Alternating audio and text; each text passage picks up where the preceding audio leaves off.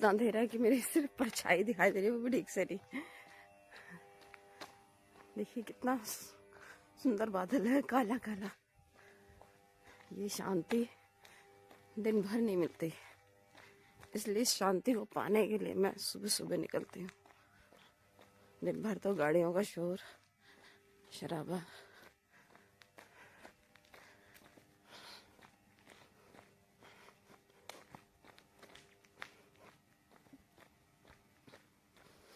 चलिए अब हम रन करना शुरू करते हैं।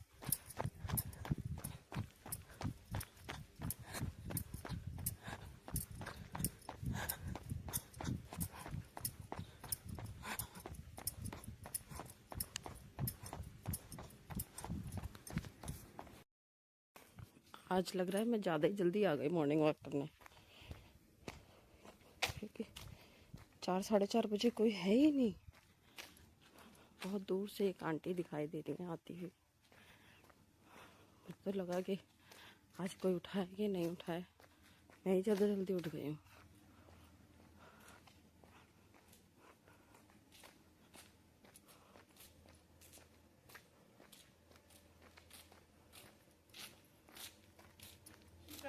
सीताराम। लगता है गाइस ठंड कुछ ज़्यादा है, लोग बिल्कुल नहीं निकल रहे हैं इस ठंड में, और मैंने तो कई राउंड मार लिए।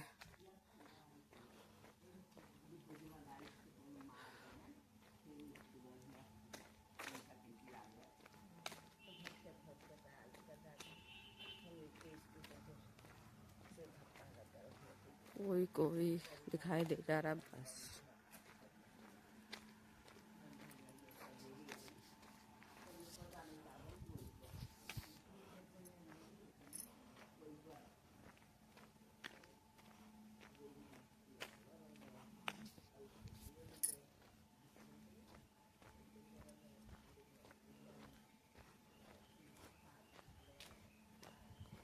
आधा घंटा भी कर लीजिए मॉर्निंग वॉक तो बहुत ही अच्छा लगता है।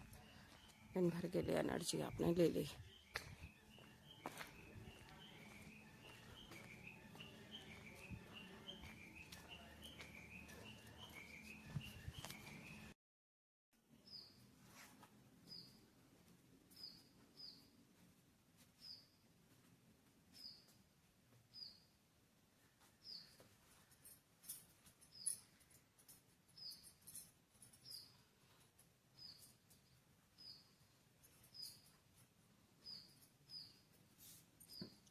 वैसे तो मैं योग एक्सरसाइज में जाती हूँ, योग की क्लास में जाती हूँ। वहाँ पे योगा कराया जाता है, फ्री चलता है हमारे यहाँ, उसकी कोई चार्ज नहीं देने होते।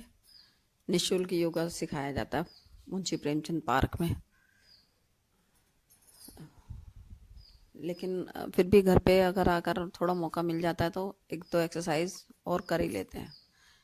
ये वो चीज़ें हैं जिसने जितना किया उतना पाया, उसको उतना ही बेनिफिट मिलेगा। तो जब तक पानी भर रहा है पौधों में डालने के लिए, मेरी बाल्टी भर रही है, तब तक मैं योगा भी कर लेती हूँ 2-4 एक्सरसाइज।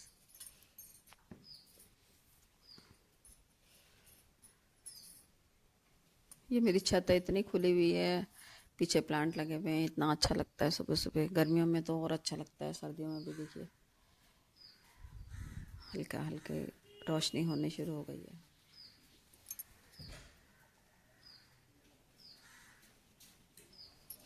योगा एक्सरसाइज करने के बाद मैं पौधों में पानी डालना शुरू कर देती हूँ।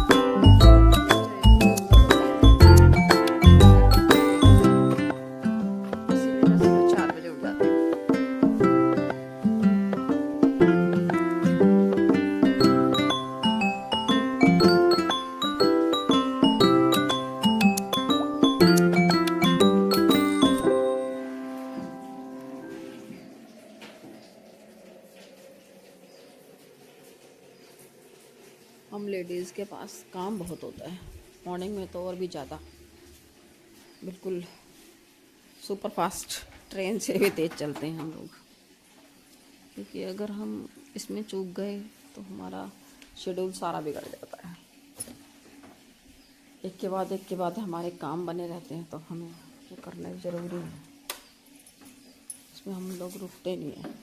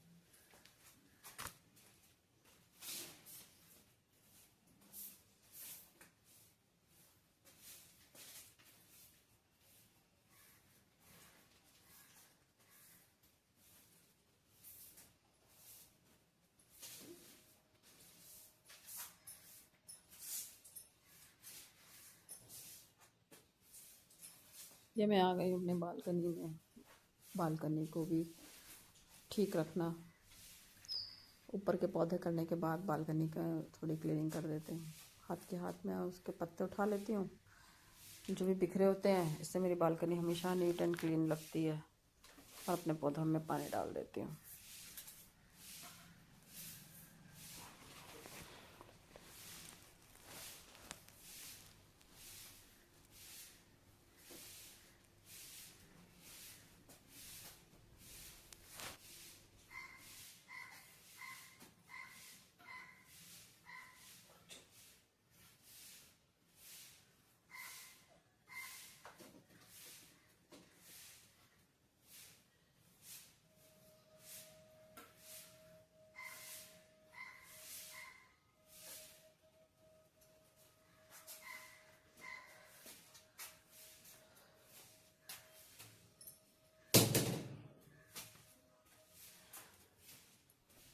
चलिए अब हम नीचे चलते हैं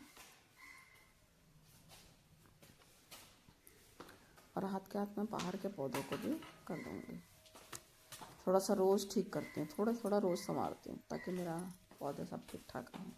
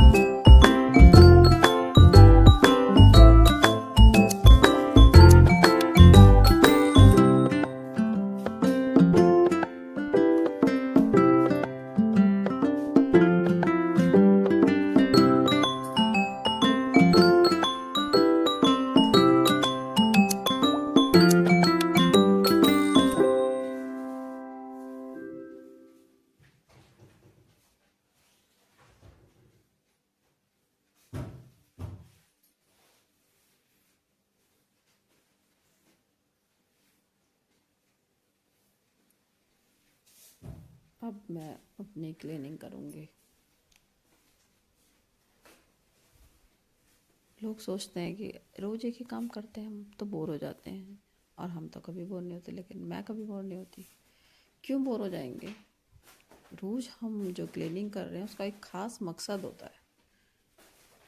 वो हम अपने घर की गंदगी बाहर निकाल रहे हैं, नेगेटिविटी बाहर निकाल रहे हैं।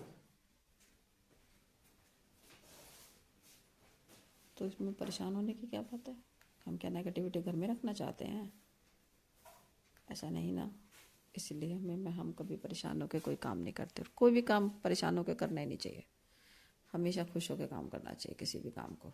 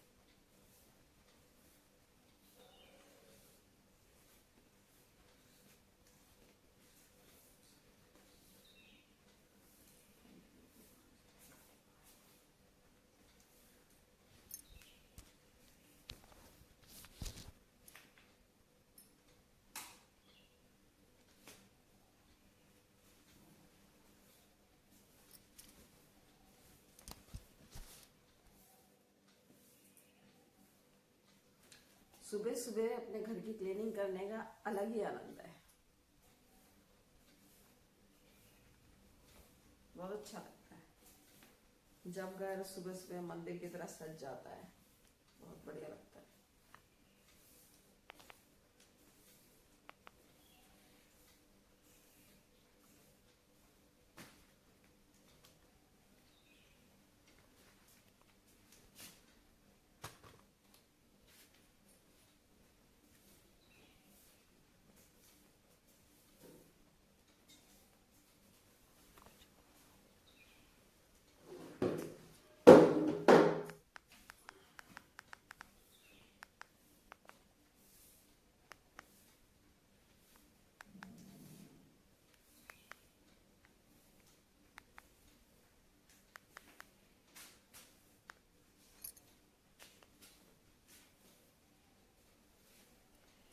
जिस दिन तुमने लोगों को खुश करने की आदत छोड़ दी, उसी दिन तुमने अपने भीतर की शक्ति को छूना शुरू कर दिया। जीवन की सबसे कठिन सच्चाई यही है कि जितना तुम सच्चे बनते हो, उतना ही दुनिया तुम्हें परखती है। जितना तुम दिल खोल कर चलोगे, उतना ही लोग तुम्हारे भीतर तक घुसने की कोशिश करेंगे। और जब तुम बिना सीमा, बिना चयन, बिना सोच सके सबको अपना देते जाते हो, तभी लोग तुम्हें हल्के में लेना शुरू कर देते हैं। यह दुनिया दयालु लोगों को नहीं खाती, परंतु असुरक्षित लोगों को अवश्य खाती है। और तुम्हारी दयालुता अक्सर असुरक्षा बन जाती है जब तुम हर किसी के लिए उपलब्ध रहते हो। धीरे धीरे तुम महसूस करते हो कि जिस सच्चाई को तुम अपनी खूबसूरती समझते थे, वही तुम्हारी कमजोरी की तरह इस्तेमाल की जा रही है। तुमने सोचा था कि तुम्हारी ईमानदारी दरवाजे खोलेगी, पर उसने ऐसे चेहरे दिखाए जिनकी पीठ पर तुम्हारा ही उपयोग लिखा था। तुम्हें लगा था कि सुने जाने से रिश्ते मजबूत होते हैं, पर तुम बस एक खुले दरवाजे की तरह बन गए, जहां हर कोई आता जाता रहा और तुमसे एक एक टुकड़ा लेकर चला गया।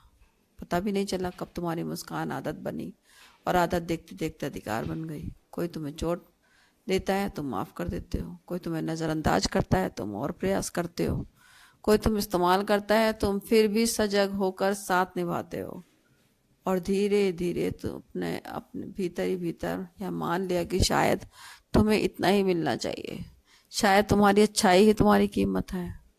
लेकिन सच यह है कि दुनिया कभी उस व्यक्ति को नहीं पहचानती जो खुद को लगातार हल्का करता जाता है।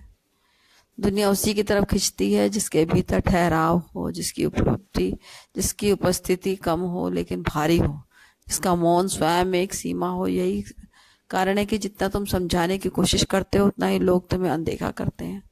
और जिस दिन तुम चुपचाप पीछे हटते हो, उसी दिन लोग तुम्हारी एब्सेंस को महसूस करना शुरू कर देते हैं। मानव स्वभाव ही यही है कि जो हमेशा मौजूद हो उसकी महत्ता खो जाती है, और जिसकी उपस्थिति दुर्लभ हो उसका प्रभाव बढ़ जाता है। यही वह मोड़ है जहां तुम्हें अपने भीतर एक नया नियम लिखना होगा कि तुम्हारा समय साधारण नहीं है। तुम्हारी एनर्जी कोई भी लेने वाली चीज नहीं है। तुम्हारी प्रेजेंस किसी के अधिकार का विषय नहीं है। तब तक तुम खुद को हर किसी के लिए खोलते रहोगे, तुम स्वयं ही अपनी कीमत घटाते रहोगे। जिस दिन तुम अपने भीतर सीमाएं बनाना सीख जाओगे, उसी दिन तुम अपने मूल्य की पहली रक्षा करोगे। सीमाएं कठोरता नहीं है, यह आत्मा की स्वच्छता है। जो व्यक्ति किसी भी कीमत पर साथ चाहता है, वह तुम्हारी आत्मा को थका देगा। जो व्यक्ति केवल तुम्हारी सहूलियतों पर पलता है, और वह तुम्हारे सुख को धीरे धीरे निगल जाएगा। तुम्हें स्वीकार करना होगा कि हर किसी को अपना दिया नहीं जाता। हर व्यक्ति तुम्हारे हृदय का अधिकारी नहीं होता। तुम्हारी दया का भी स्थान और पात्र होना चाहिए। जब तुम अपने हृदय को बिना पहरे खुले छोड़ देते हो, तब दुनिया की धूल सबसे पहले वहीं जमा होती है। इसलिए स्वयं को वापस पाना एक निर्णय से शुरू होता है। यह निर्णय तुम अब खुद को आसानी से उपलब्ध नहीं करोगे। तुम अब अपने मौन को अपने ढाल बनाओगे। तुम अपनी सीमाओं को अपने सम्मान की रक्षा बनाओगे। और जिस दिन यह चुनोगे, उसी दिन तुम वह व्यक्ति बन जाओगे जिसे कोई हल्के में नहीं ले सकता। क्योंकि जो स्वयं को महत्व देता है, उसकी उपस्थिति बिना शब्दों के प्रभाव छोड़ती है। तुम्हारी यात्रा यहीं से शुरू होती है। अपने दिल को बचाकर, अपनी एनर्जी को चुनकर, अपनी उपस्थितियों को एक मूल्य बनाकर, यही वह पहला कदम है जो तुम्हें भीतर से अडिग, शांत और अटल बनाता है। जब तुम अपने भीतर उठने वाली थकान को पहली बार पहचानते हो, तभी तुम समझते हो कि तुमने कितने वर्षों तक बिना शिकायत सब सहा। तुमने दूसरों के लिए अपनी नींद छोड़ी, अपने काम रोके, अपनी शांति कुर्बान की, पर किसी ने यह नहीं पूछा कि तुम्हें क्या चाहिए। और सच तो यह है कि तुमने खुद से भी नहीं पूछा, तुम बस देते गए, क्योंकि तुम्हें लगता था कि देना ही प्रेम है, देना ही अच्छाई है, देना ही तुम्हारी पहचान है। लेकिन धीरे धीरे देना तुम्हारी आदत नहीं, तुम्हारी कैद बन गया। तुम ऐसे लोगों के बीच घिरे रहे जो तुम्हारी मुस्कान के पीछे छिपे घावों को कभी देख ही नहीं पाए। वे बस इतना जानते थे कि अगर उन्हें कुछ चाहिए तुम दे दोगे, और तुम देते भी गए, क्योंकि तुम्हारे भीतर कहीं यह डर था कि अगर तुमने मना कर दिया तो लोग तुम्हें पसंद करना बंद कर देंगे। यह डर ही तुम्हारी कमजोरी बना, और दुनिया ने तुम्हें उसी डर से चलाया। तुम्हारे भीतर की दया का उपयोग वही लोग करते हैं जिन्हें दया की कीमत नहीं पता। तुमने उन्हें जितना दिया उतना ही वह तुम्हें हल्का समझते गए। जो व्यक्ति हर बार हाँ कह देता है उसकी बात का वजन खो जाता है। जो हर समय उपलब्ध रहता है उसकी उपस्थिति का अर्थ मिट जाता है। और यही वह क्षण होता है जब तुम टूटने लगते हो। तुम सोचते हो कि तुम प्यार दे रहे हो, पर वास्तव में तुम अपनी आत्मा बेच रहे होते हो, सिर्फ इस डर में कि कहीं कोई तुम्हें छोड़ न दे। पर जो व्यक्ति तुम्हारे दया का अधिकार समझकर तुमसे जुड़ा, वह तुम्हें कभी सुरक्षित महसूस नहीं करा सकता। डर जो तुम दूसरों को खोने का महसूस करते हो, वही डर वे तुम्हारे भीतर जगा देते हैं। और इस खेल का एक ही अंत होता है, तुम थक जाते हो, खाली हो जाते हो, और एक दिन अचानक महसूस करते हो कि तुमने खुद को खो दिया। यह वह दिन होता है जब तुम्हारी आंखें खुलती हैं। तुम समझते हो कि तुम्हें तोड़ने वाला दूसरों का व्यवहार नहीं था, बल्कि तुम्हारी अपनी अनियंत्रित दयालुता थी। तुम्हारी सीमा ना होने की आदत ही तुमको खा रही थी। उस दिन तुम पहली बार अपने भीतर एक प्रश्न उठते सुनते हो, मैं इतने समय से किसके लिए जी रहा था? क्या मैं खुद को भूल गया? और जवाब हमेशा एक ही आता, हाँ, तुमने खुद को तब भुलाया जब तुम हर किसी के लिए मौजूद रहे सिवाय अपने।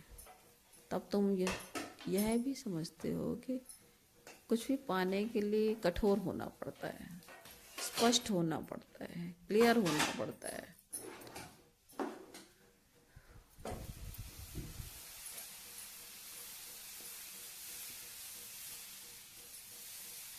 और आज मेरी बेटी ने बोला कि मम्मा आज कुछ चेंज नाश्ता बनाना, अलग बनाना। तो हमने डोसा का पहले से प्रिपरेशन कर रखा था। उसने डोसा का बैटर भिगा दिया था, हमने डोसा बना दिया उसके लिए। एक तरफ आलू की सब्ज़ी बनाई, दूसरी तरफ डोसा बना दिया। चलिए तो अब हम आगे बढ़ते हैं। तुमने सबको सहारा दिया, पर खुद को कभी यह नहीं बताया कि तुम भी सहारे के योग्य हो। अब समय आ गया है कि तुम वह सब वापस मांगो जो तुमने अपनी थकान की कीमत पर खोया। अपनी शांति, अपना सम्मान, अपना मौन, अपनी सीमा। जब तुम खुद को वापस लेते हो तब दुनिया तुम्हें पहचानना शुरू करती है। ये यात्रा स्वयं को कठोर बनाने की नहीं, बल्कि पूरा बनाने की है। तुम अब वह व्यक्ति नहीं बनोगे जो टूटने के बाद चुप रहता है। तुम वह बनोगे जो टूटने से पहले ही अपनी सीमा खींच लेता है। और यही वह शक्ति है जो धीरे धीरे तुम्हारी उपस्थिति को एक चेतावनी, एक धैर्य, एक प्रभाव में बदल देती है। जब तुम अपनी कीमत पहचानते हो ना, तब दुनिया तुम्हारी कीमत बदलने की कोशिश करना बंद कर देती है। यही तुम्हारा पुनर्जन्म है, यही मौन पलट। जब तुम पहली बार महसूस करते हो कि अब तुम टूट नहीं रहे बल्कि बदल रहे हो, वहीं से तुम्हारी वास्तविक शक्ति जन्म लेती है। यह शक्ति चीखती नहीं, वह शांत रहती है। वह धमकाती नहीं, यह बस मौजूद रहती है। तुमने जीवन भर यह सीखा कि लोगों को सुरक्षित रखने के लिए तुम्हें झुकना पड़ेगा, पर अब तुम सीख रहे हो कि खुद को सुरक्षित रखने के लिए सीधा खड़ा होना पड़ता है। तुम्हारे भीतर जो हलचल उठती है वह कमजोरी नहीं, वह तुम्हें बताती है कि अब तुम्हारी आत्मा को पुराने नियम मंजूर नहीं। तुमने लंबे समय तक सोच लिया था कि अगर तुम अच्छे रहोगे तो लोग तुम्हें चोट नहीं पहुंचाएंगे, पर वास्तविकता यह थी नहीं। लोग उतनी ही चोट पहुंचाते हैं जितनी अनुमति तुम उन्हें देते हो।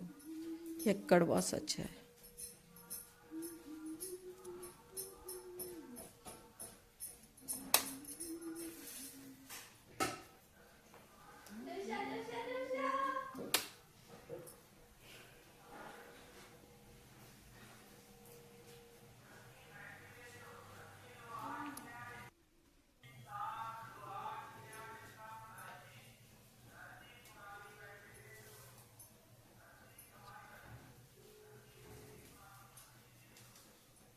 अब तुम नवश्यक बोलना छोड़ दे। तुम पहले हर बात पर सफाई देते थे, अब तुम समझ गए हो कि सफाई वही देता है जिसे शक हो।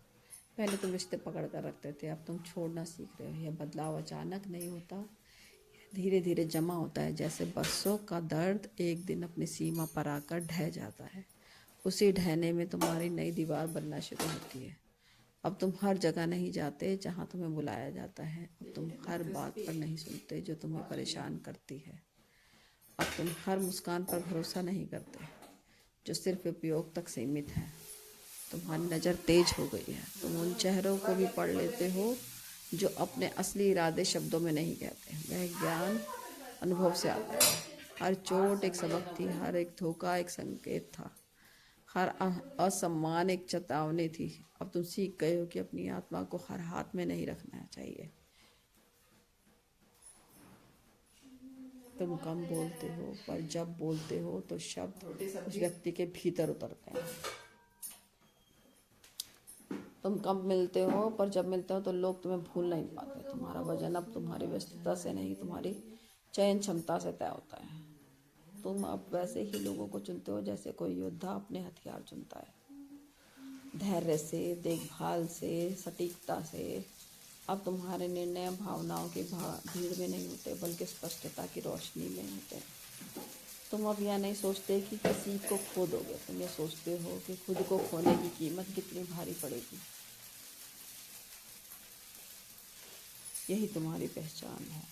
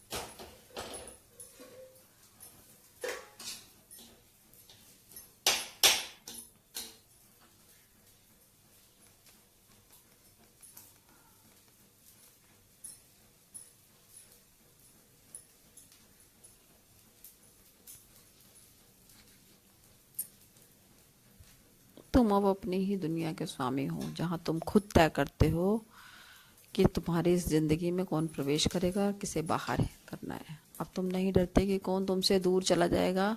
तुम्हें बस इस बात का डर है कि कहीं तुम फिर से खुद से दूर ना हो जाओ। और यही डर तुम्हें मजबूत बनाता है, क्योंकि जिसने खुद को पारना सीख लिया उसने सब कुछ पा लिया, उसने मजबूती को पा लिया। दुनिया से कुछ खोने की चिंता नहीं करता। इस यात्रा का सबसे सुंदर हिस्सा यही है कि अब दूसरों की नज़र में परफेक्ट होने की ज़रूरत नहीं, तुम्हें बस अपनी आत्मा में शांत होने की ज़रूरत है। और जब तुम शांत हो जाते हो, वहीं से तुम्हारा प्रभाव शुरू होता है। धीरे पर अटल जीवन जीवन में एक ऐसा समय भी आता है जब तुम्हें महसूस होता है कि तुम्हारी चुप्पी अब तुम्हारी कमजोरी नहीं रह गई, बल्कि तुम्हारी सबसे बड़ी शक्ति बन गई है। पहले तुम हर बात का जवाब देना चाहते थे, पर बहस में अपनी सफाई देना चाहते थे। हर रिश्ते को बचाने के लिए खुद को तोड़ते थे। लेकिन अब तुम समझ चुके हो कि जो तुम्हें सच में समझना चाहता है उसे किसी व्याख्या की ज़रूरत नहीं होती, और जैसे तुमसे समस्या है वह किसी व्याख्या से नहीं बदलने वाला। यही वह मोड़ है जहाँ तुम्हारी आत्मा अपनी खोई हुई ताकत वापस लेने लगती है। तुम अब हर आहट पर नहीं चौंकते, हर शब्द पर नहीं टूटते, हर टिप्पणी को अपने दिल पर नहीं लेते, क्योंकि तुमने सीख लिया